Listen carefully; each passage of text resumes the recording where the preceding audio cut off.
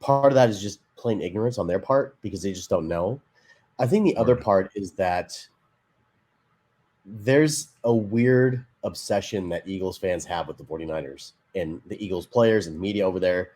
It's a weird obsession that they have. And Debo was on the radio with a Philadelphia radio host, sports host on CBS Sports, and his agent cut off the call because they repeatedly were asking about the championship game, and they can't move off of that. That seems like that's the only topic of discussion when it comes to Eagles fans and the media people, maybe not the players so much, but definitely the fans and media people. So I think there's this odd fascination with the 49ers that they have because of the circumstances of the NFC Championship game and how the 49ers lost that game. Obviously, losing all of their quarterbacks and not even having a chance to compete. Like that just there's no winning in that situation. So I feel like they're seeking some sort of validation for that championship game win when clearly the odds were not even.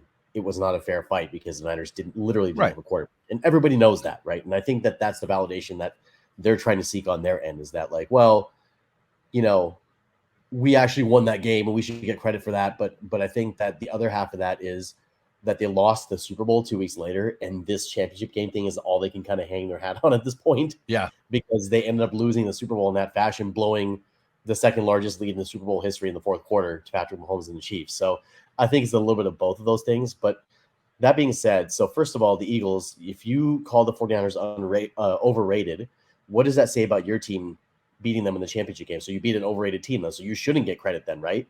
That's what I take away from that. If they're overrated, then it's fine. Then you shouldn't get as much credit as you did because you beat an overrated team.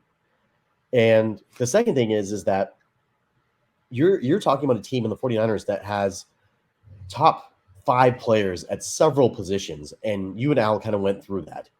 And you're not an overrated team if you have that many blue chip players at that many positions.